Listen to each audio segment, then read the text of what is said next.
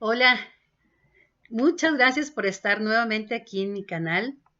Me da mucho gusto poder compartirles nuevamente algo de mi experiencia que tuve durante los más de 30 años que ejercí el periodismo, un periodismo, eh, mm, como dicen al ras, periodismo de a pie, idealista, un poco idealista se puede decir, pero vivido intensamente y con muchas satisfacciones. Entonces espero que les pueda pues gustar y hacer útil de algo esto que he estado compartiendo. Les recuerdo que no soy historiadora, no soy investigadora política, no hago periodismo de investigación, nunca lo hice, no soy socióloga ni politóloga, mucho menos economista, no soy comunicadora y cantora también, por cierto. Amo cantar, me gusta muchísimo y tengo un canal donde he subido más de 600 canciones, covers, y de una manera, pues como hobby. Y aquí les dejo mi canal por si quieren, les da curiosidad conocerme cantando. Entonces, todo lo comparto como una charla, como algo que puedo, este, interactuar con ustedes si me ponen sus comentarios más adelante. Entonces, en esta ocasión, sin más preámbulo, pues vamos a hablar de lo que fue el periodo del licenciado José López Portillo. Don José López Portillo era una persona que fue abogado y con raíces, o sea, con su familia, su papá y su abuelo eran personas muy preparadas, él tenía inquietudes literarias y filosóficas. Su papá había sido uno político y muy, muy preparados, muy conocedores. Y él era muy buen orador y como pues tenía el don de la palabra, sabía llegarle a las personas fácilmente y era su personalidad era muy, muy atractiva y pero a la vez también era muy impulsivo, muy intrépido, atrevido, demasiado seguro de sí mismo, o sea, en grado superlativo, ya al decir demasiado es de más, que eso le trajo, pues la mayor parte de las consecuencias que hubo de sus decisiones precisamente fue por su temperamento. Pero tenía algo que a la gente le gustó cuando lo designó Luis Echeverría, como era su amigo, lo designó candidato. Ya había estado con él en la Comisión Federal de Electricidad como director y luego se lo llevó a la Secretaría de Hacienda. Y Luis Echeverría, que en ese entonces, como varias décadas atrás, se usaba que el presidente era el que designaba a su sucesor por parte de su partido. Y como oposición no existía, entonces el partido único oficialmente reconocido pues era el Partido Acción Nacional y era el que normalmente participaba en la mayoría de las elecciones, pero como no figuraba, entonces, pues, y luego en esa ocasión no tuvieron candidato porque estaban divididos los panistas y no tuvieron ningún candidato. Entonces, él empezó con esa ventaja y de todas maneras hizo campaña, yo no veo para qué, pero bueno. Y su lema de su campaña era la solución somos todos. porque creía y tenía una idea de concertar todos los esfuerzos, unirlos, iniciativa privada, o sea, industriales, empresas, gobierno, trabajadores, campo, productores, todo eso, y que todos aportaran cada uno desde su trinchera algo para sacar al país. Él decía, vamos a sacar al buey de la barranca, necesitamos salir de esta crisis y que había dejado Luis Echeverría con una inflación del 100% y una deuda también, 2 veces más de como él la recibió y una inflación. Total que él creía que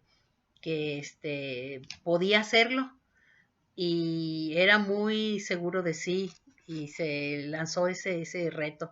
Y a la vez tenía un contrincante, pero no reconocido oficialmente.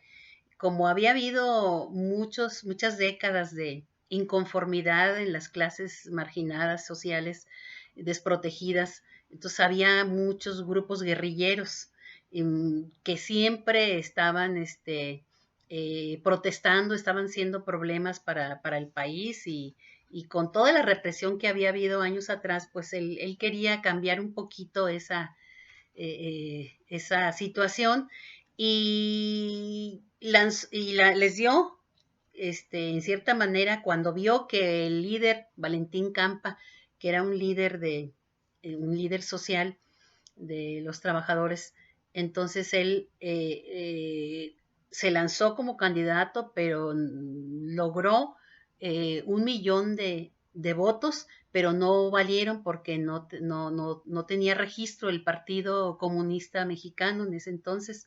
Entonces, él, al ver eso, que sí había gente que estaba oponiéndose a él, pues ideó darles voz y voto para acabar con esas guerrillas y llegando prácticamente hizo un discurso muy como buen conocedor de las letras, de las palabras, muy emotivo su discurso de toma de posesión, que sí le llegó a mucha gente y pues le tuvieron confianza, le dieron el beneficio de la duda, como dicen, y logró que lo aceptaran. Entonces, él planteó, incluso pidió perdón en su toma de posesión, pidió perdón a todas las clases marginadas que se les había abandonado y prometía que todo eso que habían vivido demostraba una gran capacidad de aguante, como dicen, ¿verdad? De todas. Entonces, les prometió que iba a hacer lo posible por cambiar sus circunstancias y que les iba a dar voz y voto también para en cuestión de la reforma política, que se le dieran cabida en el Congreso.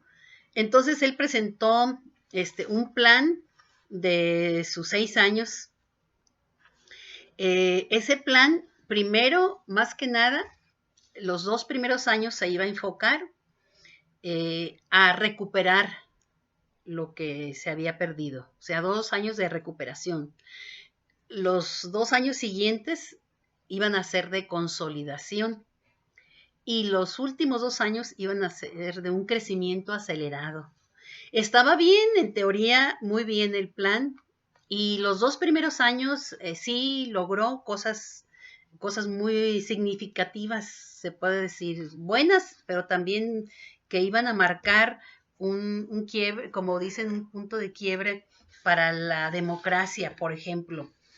Les dio voz a todos esos grupos guerrilleros que les dio oportunidad de que se formaran como partidos y nacieron muchos partidos, como 15 partidos, todos de izquierda, de centro, de extrema izquierda, de diferentes trabajadores, de diferentes posiciones, y aumentó de 300 a 400 legisladores, o sea, diputados, y 100 plurinominales.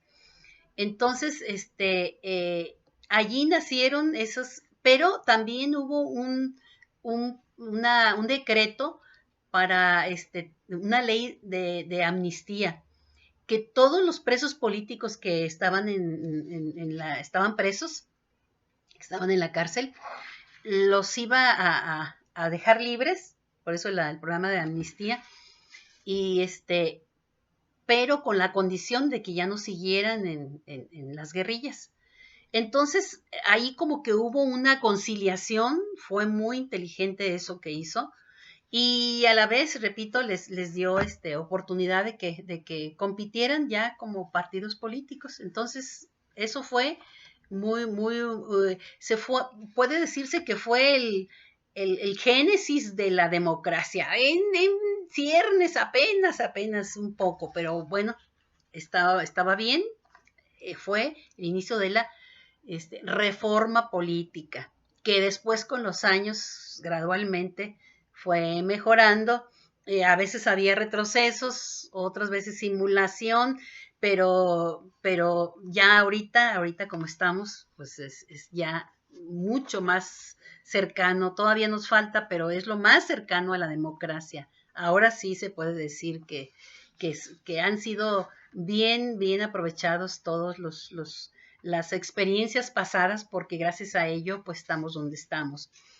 Entonces, otra cosa que hizo después de la reforma política, que también tenía una idea muy buena, Plan Nacional de Desarrollo, no lo pudo concretar, eso se le quedó más bien al siguiente presidente por todo el problema que hubo de crisis petrolera. Pero él había recibido, con el propósito pues de enderezar la economía, creó algunos programas en beneficio de los productores y sobre todo en general de la población.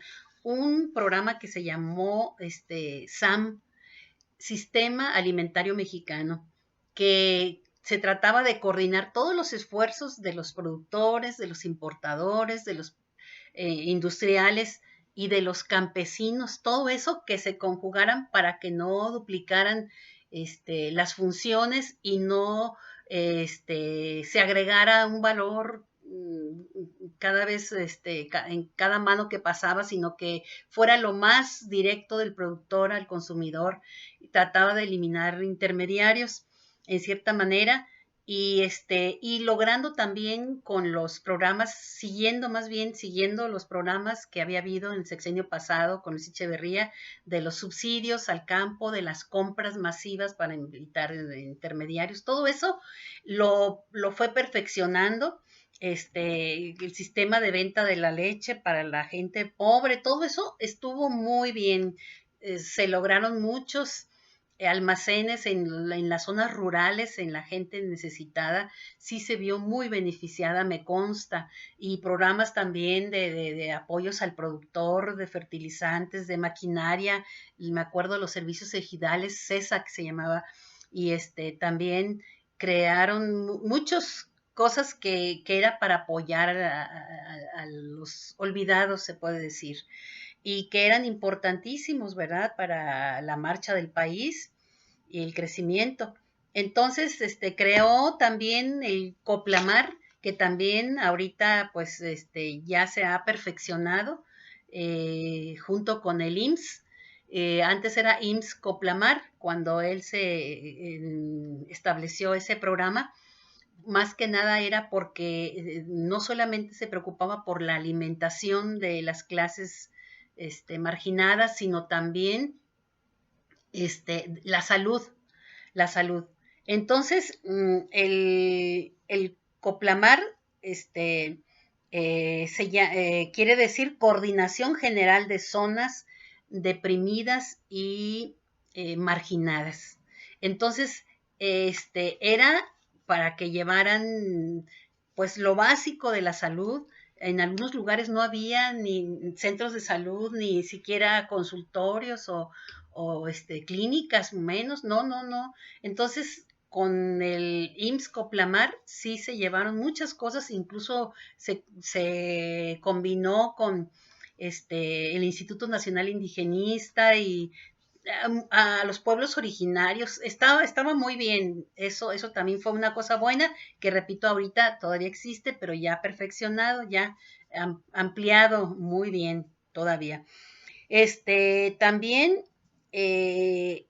logró, para poder estabilizar la economía, pues tuvo que crear impuestos, nuevos impuestos. Y él, pues como había un déficit fiscal muy alto, muy grande, entonces no había suficientes recursos, y había un desequilibrio en el gasto corriente, se puede decir.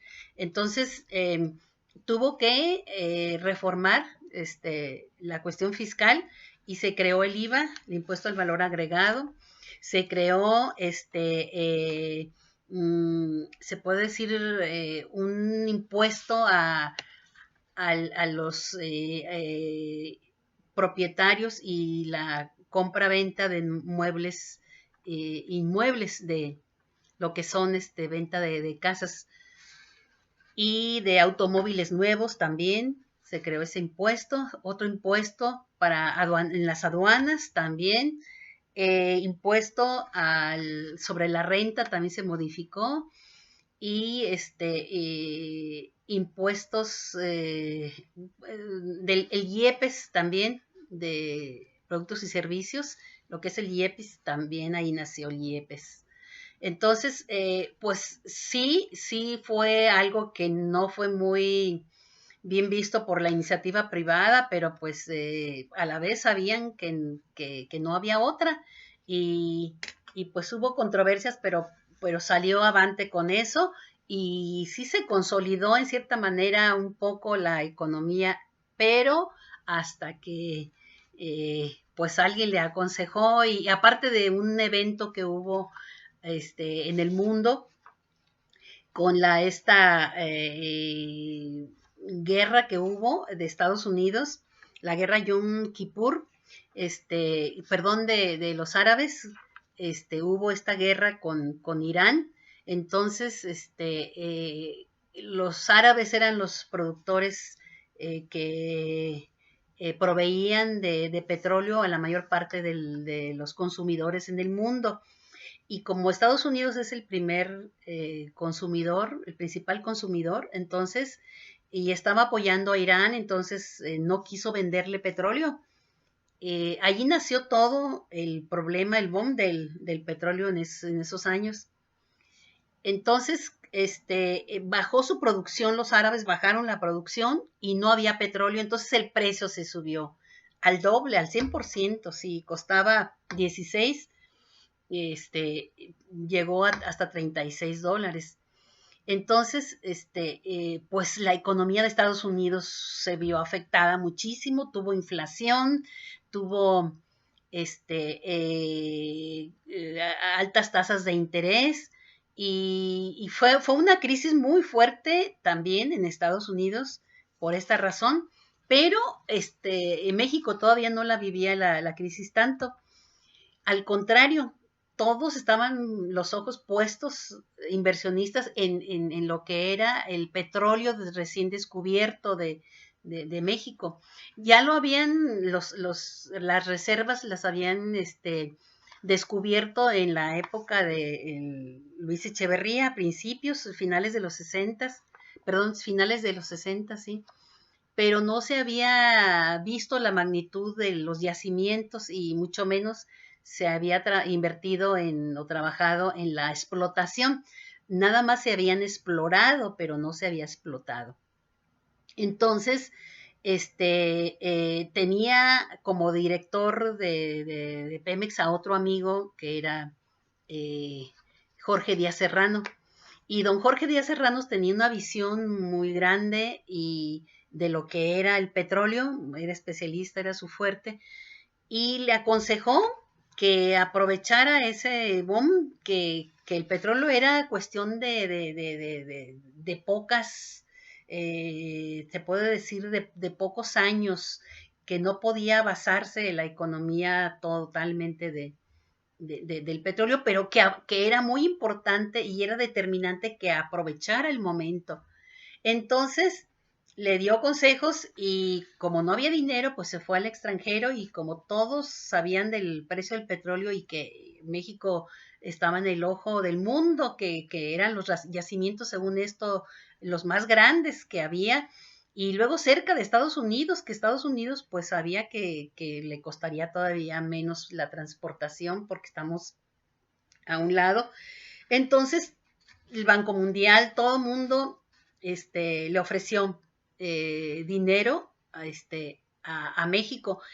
Había habido el Banco Mundial cuando terminó el sexenio de Luis Echeverría, había habido una carta compromiso donde decían que para poder precisamente no caer en moratoria con lo que se debía al salir Luis Echeverría, les dijo, les vamos a prestar más, pero ya estaba López Portillo por tomar posesión y firmaron esa carta de compromiso con el que venía, que iba a hacer se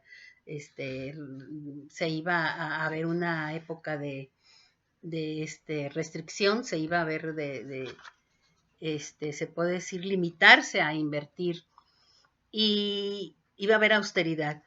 Entonces, habían firmado que no iban a tener tanta burocracia, ni los salarios no se iban a subir, y varias cosas que después él, pues ya le valió porque, pues dijo, no, sí, ahorita si no me presta el Banco Mundial, pues están otros bancos y no le importó y se endeudó.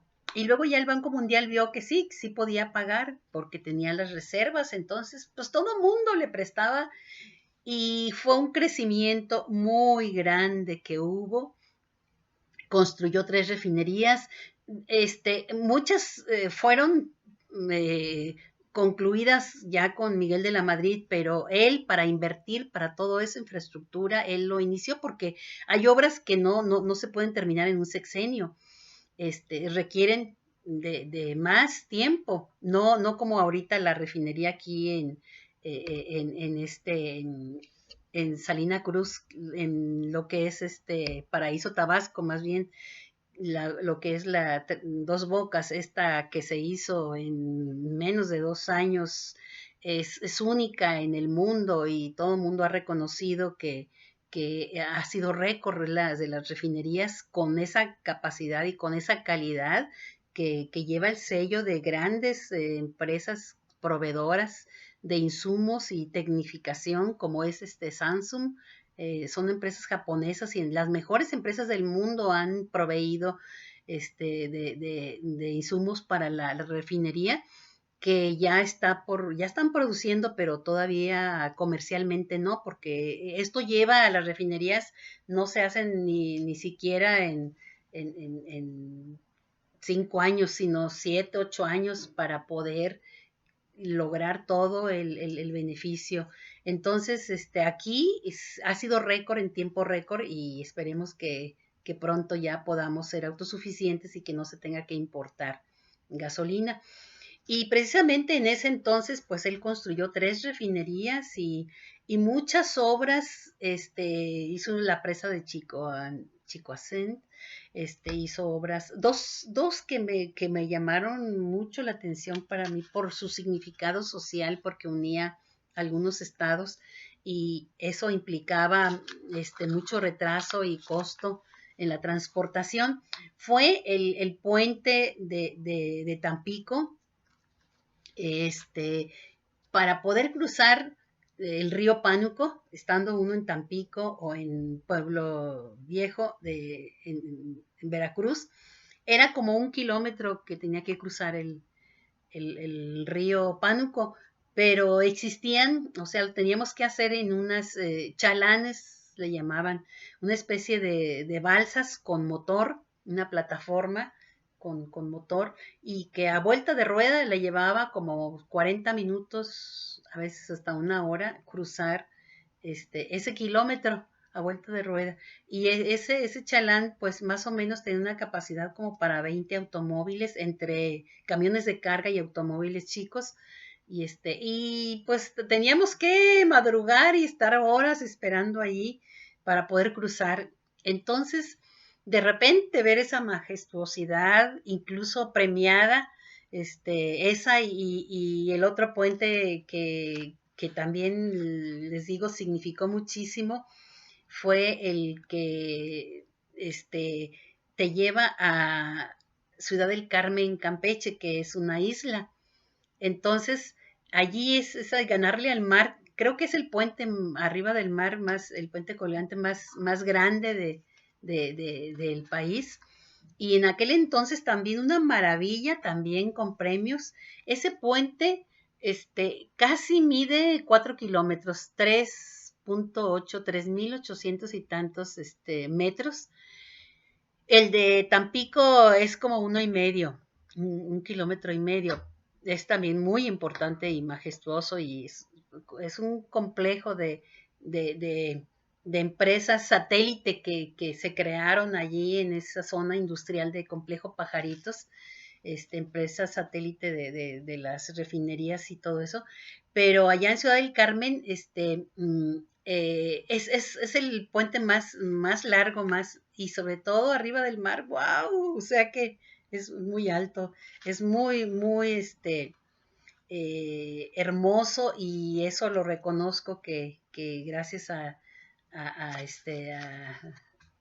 pues repito, fueron cosas que se fueron empezando en un sexenio, quizá no lo terminaron del todo, pero a él le tocó la mayor parte de la construcción, a José López Portillo, y pues como había dinero, aunque sea debiéndolo, pero construyó bastantes cosas, no como otros que piden dinero, como el caso de Felipe Calderón para una refinería, y pues con el dinero de la refinería, creo que fueron 6,000 millones de pesos, no sé cuánto, que según esto iba a invertir al inicio, y pues nomás quedó en una barda. Aquí no, aquí sí, aquí se construyeron esas obras. Y hay muchísimas, muchas autopistas y de diferente, pero hay otra cosa que también me gustó muchísimo y que influyó mucho, para el crecimiento, sobre todo en la frontera, en Tijuana. En Tijuana, había habido muchas inundaciones, porque tiene un río, atraviesa el centro de la ciudad, un río, el río Tijuana, y aunque pues había muchos años que ya hasta eran como arroyo, y allí provocó unos asentamientos humanos de gente muy, muy, muy pobre, incluso le llamaban Cartolandia, porque la mayoría de las casas que, como era zona federal, allí llegaron como paracaidistas, gente que no podía cruzar a Estados Unidos, o los que lo deportaban, o gente pobre de verdad que no tenía techo, y eran casas de cartón, de lámina de cartón, por eso se llamaba Cartolandia, y eran miles de familias allí en el arroyo, pero cuando había una lluvia fuerte, pues provocaba que arrasara con todo, y algunas veces hasta muertes.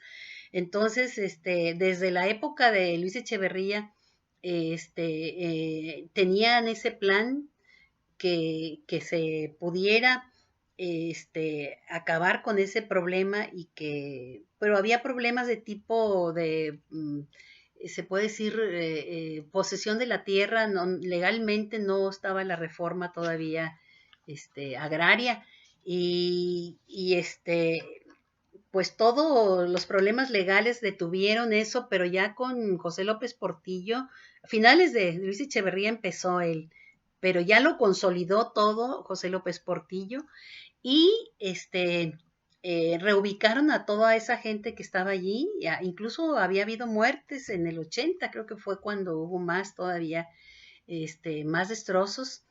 Entonces, hicieron allí unas obras, les llamó el río Tijuana, la zona río Tijuana, zona río, y fueron obras muy, muy significativas que cambiaron totalmente a Tijuana. Tumbaron un puente que era el que llevaba con Estados Unidos, el Puente México, e hicieron tréboles y varios puentes y un sinnúmero de obras, aparte de las hidráulicas, de urbanísticas, que cambiaron la fisonomía de Tijuana.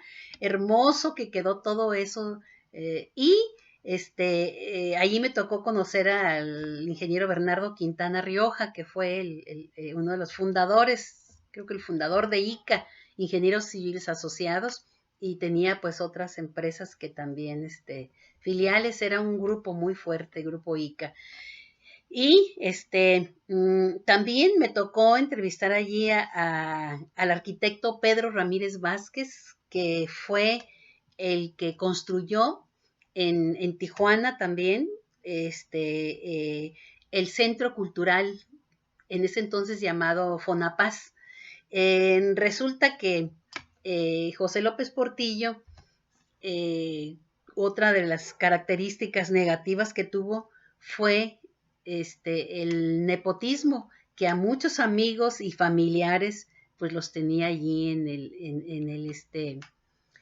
el gobierno, en el erario. Entonces, empezando con su esposa era doña Carmen Romano, era pianista y tenía aires de gran concertista, y quiso tocar en Bellas Artes, y pues allí la comunidad intelectual pues es muy rígida y hay normas, y no quisieron, vieron que no tenía la calidad, las tablas que requería un recinto de esa envergadura, y y no dejaron que se presentara allí. Entonces él, enojadísimo y criticando que burocratismo, legaloides y no sé qué, total que creó el Fonapaz. El Fonapaz eh, era un fondo para actividades sociales, y pues que hacía algunas ocasiones de lo que era la cultura. Entonces también funcionó bien. Y allí en Tijuana el arquitecto Pedro Ramírez Vázquez hizo ese planetario, ese centro cultural. Es una bola muy grande, es un planetario, y y con eventos muy, muy importantes, porque Tijuana es la frontera, pues, en ese entonces era la más visitada del mundo. Entonces era algo muy simbólico y significativo el que hayan hecho ese centro.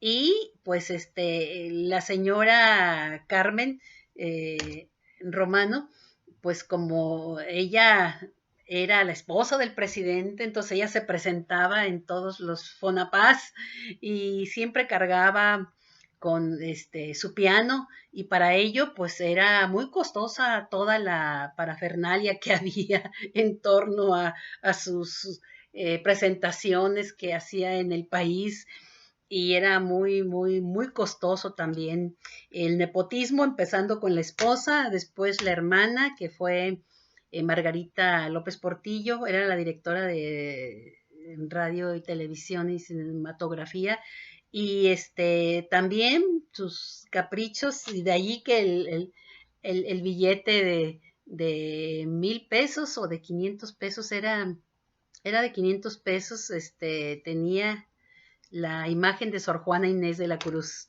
porque ella se sentía que era pues, pues no sé si una reencarnación, o no sé, algo que la identificaba mucho con Sor Juana Inés de la Cruz. Entonces era una obsesión para ella, y a la vez, pues le dio cabida a muchos, por corrupción, a muchas, películas que no eran como se acostumbraba en el país, en la época del cine, en la época dorada, como dicen, época de oro. No, estas eran películas pues de bajo presupuesto, y a la vez, pues muy socorridas por mucha gente que es frívola o que eran tipo vodevil, puro, pues las ficheras, pues ya se imaginar qué tipo de, de películas con esos títulos. Entonces fue la época de que se hicieron más películas de ese tipo de vedettes. E inclusive, pues, la esposa, después esposa de don José López Portillo, pues fue una vedette, fue de ahí. Entonces, luego su hija también, Paulina, pues en el medio artístico la hicieron cantante. Luego su hijo era subsecretario de Programación y Presupuesto, Guillermo López Portillo, y cuando le criticaban que muchos de su familia y amigos, este, estaban viviendo del erario, él decía, cuando se refería a su hijo, decía, él es mi orgullo, de mi nepotismo, es lo que decía. Y era un hombre muy, con una energía, una vitalidad, a pesar de que ya tenía sus 60 años en ese entonces, porque nació en 1920 o 22, por ahí así, y estamos hablando de los años 80, pero practicaba mucho deporte, era muy intrépido, su temperamento era muy, ¿cómo se puede decir?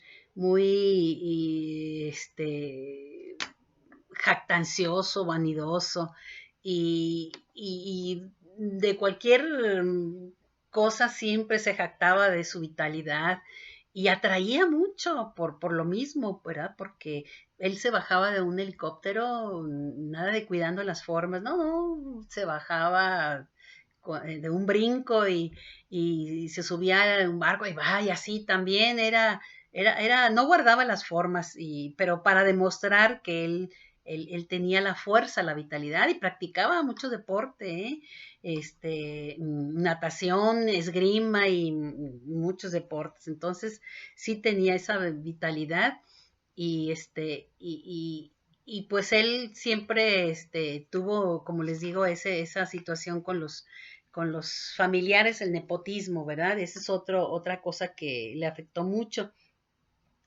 Entonces, volviendo al petróleo, eh, tenía un brazo derecho que era como él, progresista y que le gustaba o sea, el progreso, el desarrollo, José Andrés de Oteiza, que estaba en Secretaría de Patrimonio Nacional, algo así, lo que fue después eh, eh, Secretaría de Programación y Presupuesto. Entonces, él le aconsejaba que sí y que invirtiera, que pidiera dinero prestado. Por otro lado estaba Hugo B. Margain, que era el secretario de Hacienda, y decía, no podemos basar la economía con préstamos en el extranjero, esto no puede durar mucho y no sabemos qué vaya a pasar y cuándo, entonces hay que tener cuidado, las finanzas y todo, pues se enojó y lo despidió.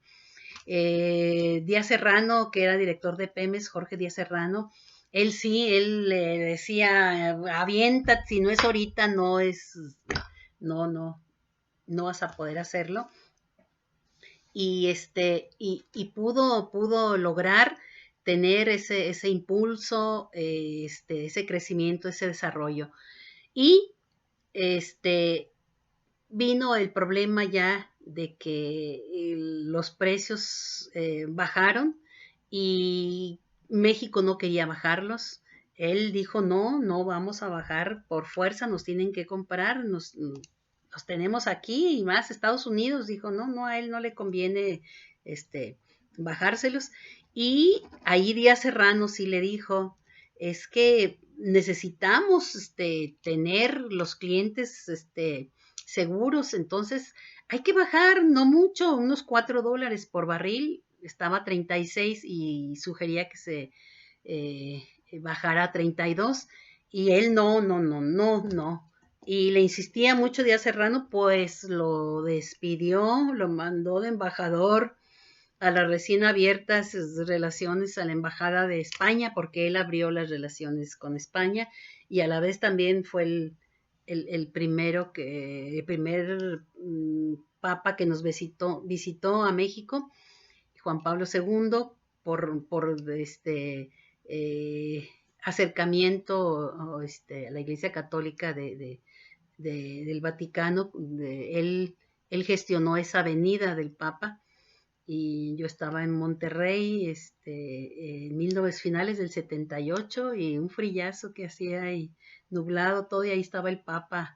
Entonces, él lo visitó este, por primera vez un papa estuvo aquí.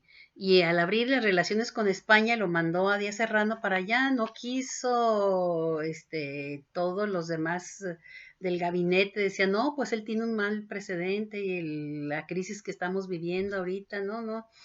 Y se enojó mucho, Carlos Fuentes, el intelectual Carlos Fuentes, que era embajador en Francia en ese entonces, a tal grado de que renunció. Entonces mandó a Luis Echeverría porque Luis Echeverría le estaba dando lata, cada rato lo criticaba de las medidas que estaba tomando que no eran adecuadas y no le quería hacer caso, lo mandó, no quiso él en España, entonces él quería algo de la UNESCO, algo así, y lo mandó a las Islas Fiji muy, muy lejos, para que estuviera más tranquilo allá, no molestara. Y y hubo muchas anécdotas así, algunas de un extremo así que de verdad eran, pues inapropiadas, inadecuadas, absurdas, en cuanto a inversiones, en cuanto, incluso se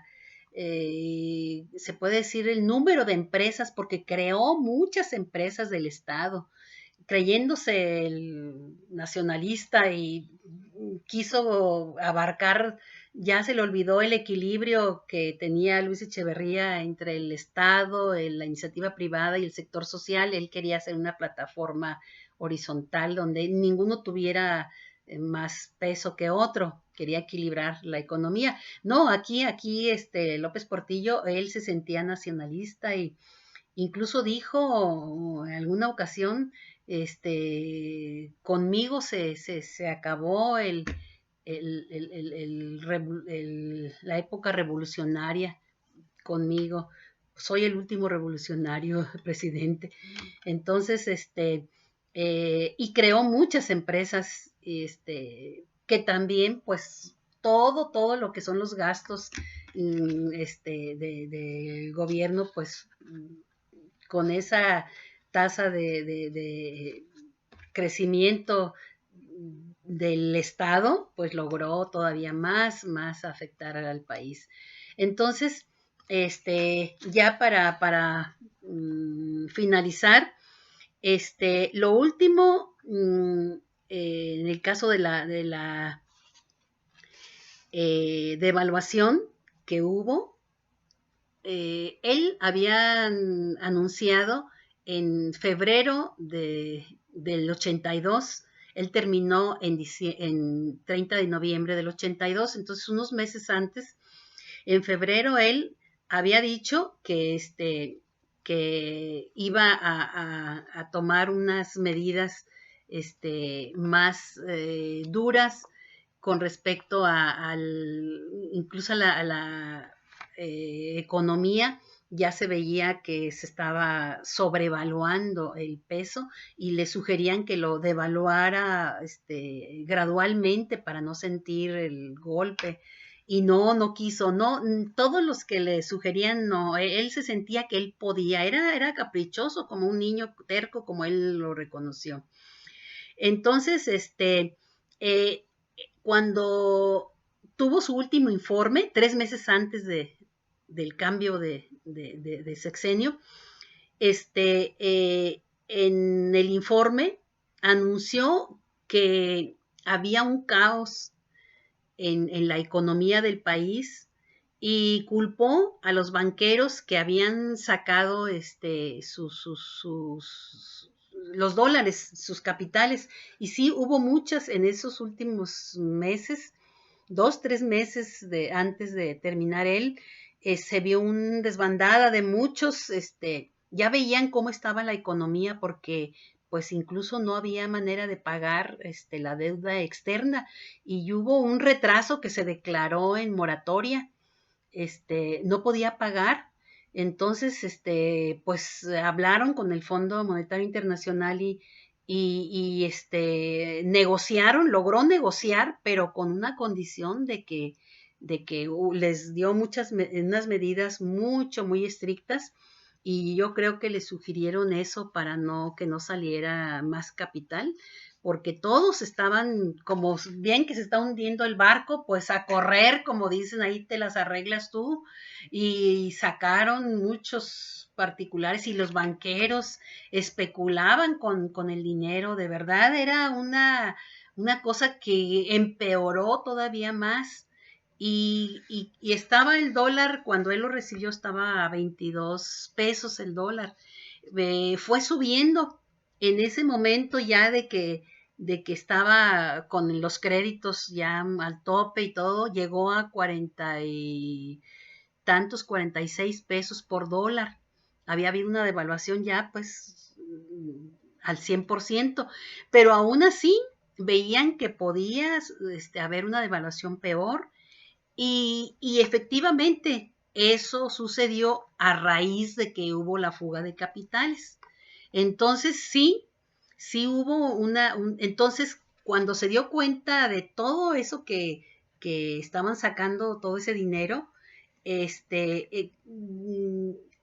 instituyó el control de cambios y paró, hubo la nacionalización de los bancos y los pocos que tenían todavía dinero en los bancos en dólares, se los hicieron, les llamaban por un poco tiempo, les llamó por unas semanas, mex dólares. Entonces, el dólar que tenías tú en el banco no te lo podían devolver en dólares, ni tampoco te podían vender en dólares. Entonces, te lo pagaran, si tú lo querías sacar ese dólar, pues te lo pagaban a 69.50, o sea, casi 70 pesos. En pocas semanas aumentó el dólar de 46 hasta 70 pesos. ¿Por qué? Porque hubo esa fuga de capitales que decían los empresarios, no, es que yo debo en dólares. Quizás sí una parte sí, porque se habían endeudado también ellos y en dólares, entonces sacaron para pagar sus pasivos que tenían en dólares. Pero no fue solamente lo que debían, fue muchísimo más. Y fue la hecatombe, fue lo que les dio la estaca, como dicen, esa fuga de capitales. Y por eso nacionalizó los bancos, que a la vez, pues él lo dijo cuando nacionalizó los bancos, reconocía que se había llegado a ese punto por circunstancias ajenas a él, porque lo decía incluso con una frase, decía, soy responsable del barco, o sea, del timón, pero no de la tormenta. Y adjudicaba la tormenta a la fuga de capitales también, a la baja de petróleo y a los intereses que se habían subido. Estados Unidos tenía esa crisis y mucha inflación ellos también, y por eso subieron la tasa de interés más de 2 dígitos, digo más de un dígito.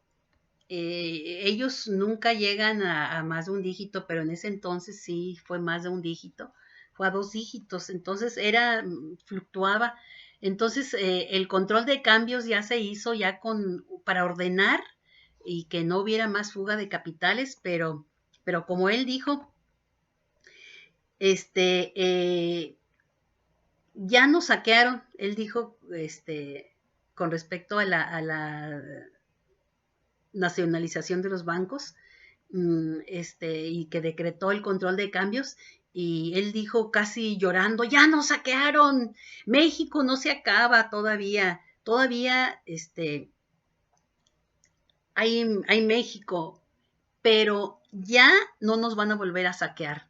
Se nacionalizan los bancos. Ahí fue con esas palabras, fue cuando dijo eso, que no nos volverían a saquear porque ya iba a haber control de cambios y nacionalización de los bancos, que después, con el tiempo, en cuanto al pago de esa expropiación de esos bancos, que costó al país 3 billones de pesos, eso fue lo que costó. Allí aprovecharon muchos banqueros, muchos empresarios, toda como para un programa especial de ver cómo hicieron todo un entramado para poder saquear al país y cómo hicieron los bancos en conjunto con los particulares y cómo se repartieron, empresas del gobierno y todo, pero ya ese es otro tema que más adelante en el siguiente sexenio se vio una parte, pero fue el inicio de toda esa desbandada de capitales pues sobre todo de otra política que fue el inicio del neoliberalismo, que fue lo contrario a lo que habían hecho estas personas, pero peor. Entonces, sí, cada sexenio tiene su historia y tiene sus pros y sus contras. Hablando de algo chusco de Luis Echeverría y José López Portillo, que les decía que lo mandó hasta las Islas Fiji, pues todos le criticaron a López Portillo, ya como sucede en todas las cosas, que cuando ya ven que no hay manera de seguir, que el arca se cerró, entonces empiezan las críticas y de todo lo que había hecho mal, y pues no podía quedarse a un lado Luis Echeverría, que también dio su punto de vista, su opinión, y pues él sentía muy mal porque pues él había confiado en su amigo López Portillo y pues había dejado peor que como lo dejó él, porque en cuanto a inflación llegó hasta el 28.7%, así. Hubo momentos a mediados de su sexenio de José López Portillo, tuvo un crecimiento de 9.7%, algo histórico, el más crecimiento más alto del mundo en ese entonces, que no tenía nada que ver con Estados Unidos del 3%. Llegamos nosotros al 9%. Fue muy grande ese, pero a la vez costó mucho y mucha gente incluso se fue, emigró a Estados Unidos en esa época, y en el sexenio que sigue, que empezó el neoliberalismo, fue cuando más paisanos se fueron, porque aquí la cosa no estaba bien. Entonces, ya los datos duros, José López Portillo deja el país en noviembre de 1982, con con una inflación del 28.7%, una devaluación que estuvo oscilando entre 70 y hasta 98 pesos, casi 100 pesos. Estuvo en ese inter, hasta 100 pesos llegó, ya después se controló y ya vino ya después otras cosas que platicaremos. Y la deuda externa subió 240% más. Dejó en 87.400 millones de dólares. Eso fue los últimos datos de lo que es su periodo. Entonces, menuda tarea le dejó al que sí le siguió. Fue en realidad sí, muy triste todo eso que nos dejó.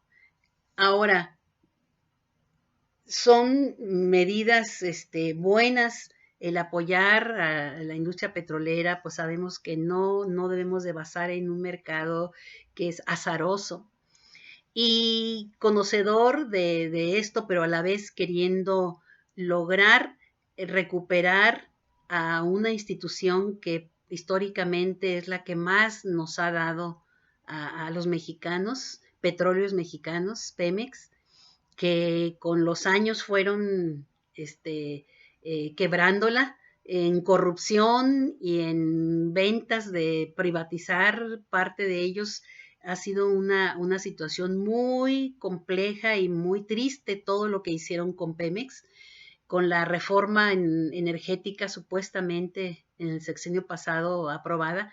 Supuestamente iba a haber una diversificación de inversiones y de empresas que se iban de industrias que se iban a establecer. Todo fue un entramado, se puede decir, para deshacerse de, de, de, este, de Pemex. Y pues ya sabemos la corrupción que hubo, a grado tal de que pues una persona está en proceso penal, y confesó todo la corrupción que hubo allí, eh, señor. Y en realidad, ahorita Pemex todavía debe dinero, pero se le ha rescatado afortunadamente. Entonces, esa comparación de lo que es José López Portillo con López Obrador en cuanto a personalidad, pues nada que ver en ese sentido. Y este señor, pues es muy mesurado y ha sido una lucha desde abajo y su ideología y sus aspiraciones, nada que ver con esos presidentes que les mencioné. Entonces, ha mejorado muchísimo la economía de Pemex. Todavía debe, como les digo, porque lo dejaron en quiebra, a punto de quiebra, y él lo rescató más que nada por seguridad nacional, y fue muy inteligente la compra de la refinería de Deer Park en Estados Unidos, porque ahorita en este momento que después de la pandemia, pues se ha visto que los precios han subido muchísimo y después de que valían $2 el barril, hasta menos, salía más, hubo momentos en que salía más caro el flete que lo que era el producto. Llegó hasta $2 y menos, y ahorita estamos arriba de $70. Entonces, nuestra economía no está basada, a diferencia de José López Portillo, no está basada en el petróleo, y qué bueno que no, porque no es inteligente eso, porque es negocio azaroso, no se sabe qué pueda pasar, pero tampoco se puede dejar de invertir en ella por seguridad nacional, porque pues todo se mueve con gasolina, y el parque vehicular en México ha crecido tremendamente, y entonces, pero no hemos tenido en momentos de zozobra como en aquel entonces, que no sabes a cómo va a amanecer la gasolina y qué va a pasar.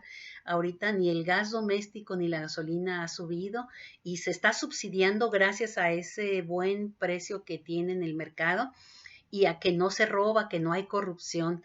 Entonces, de que debe Pemex, sí, que su deuda es grande, sí, pero así la dejaron, no, es más, mucho más, la dejaron más alta la deuda, pero se ha ido pagando poco a poco y se le ha estado apoyando, a diferencia de sexenios anteriores, que era la caja chica, todos sacaban de Pemex, era la gallina de los huevos de oro, hasta un presidente lo dijo, se acabó la gallina de los huevos de oro, por lo mismo se la acabaron, pero todo querían sacar del petróleo, y no le metían nada, ni de mantenimiento, ni modernización en las refinerías, ni había más campos, no, de exploración, proyectos, nada había, y era todo sacar, y todo lo poco que había, pues lo dieron a la iniciativa privada. Entonces despojaron a Pemex, y la deuda que dejaron era muchísimo más alta,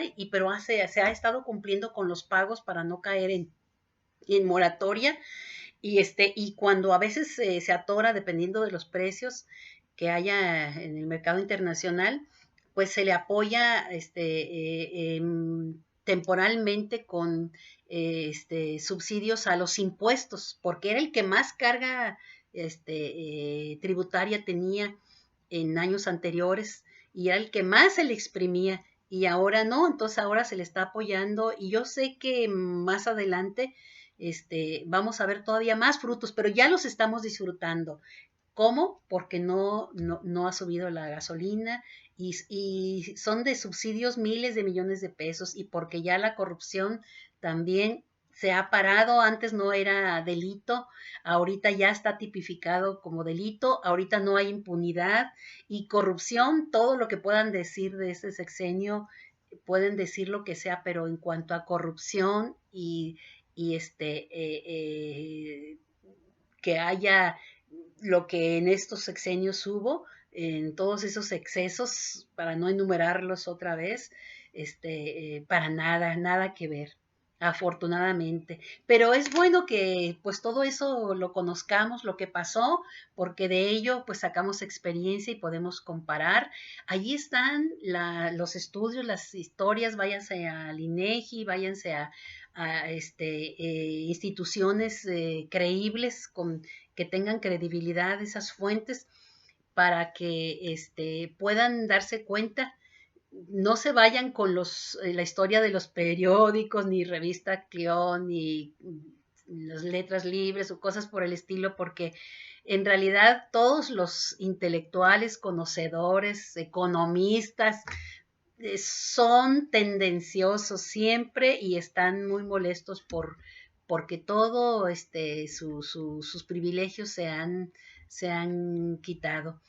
Y así que aquí ni nepotismo, ni creyéndose que lo puede todo, no lo hay. Es una persona muy sensata, muy tranquila, no es obsesivo, no es vanidoso, jactancioso. Es una persona que no tiene ambición de seguir ni para nada. Entonces, pero en fin, esa es mi opinión, subrayo, ¿verdad? Por lo que sé, por lo que he vivido. Ya ustedes, pues, síganse documentando y pueden asimismo decidir o apoyar a quien ustedes crean. Por lo pronto, les agradezco. Algo chusco, ya no les terminé de decir de Luis Echeverría, que cuando empezó a criticar y a finales de su sexenio,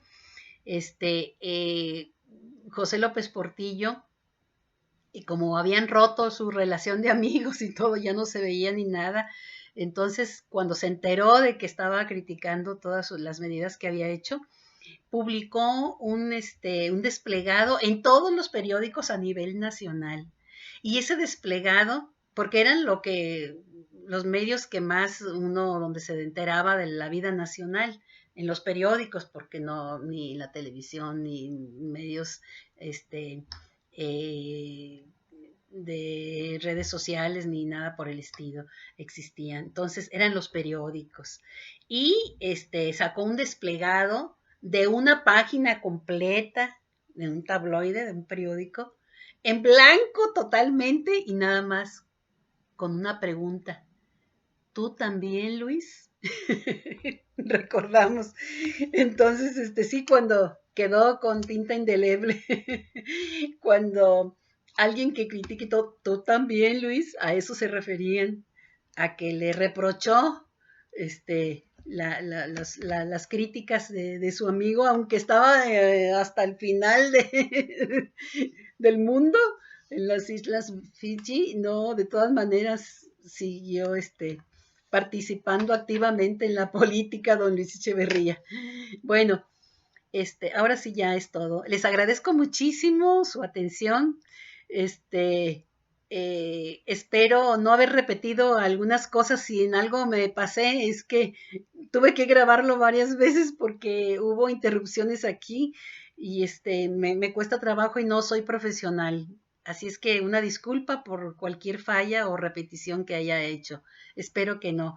Y les agradezco mucho su atención y nos vemos en la próxima. Que tengan todos un hermosa semana, que puedan tener todo lo necesario y muchas bendiciones. Y hasta la próxima.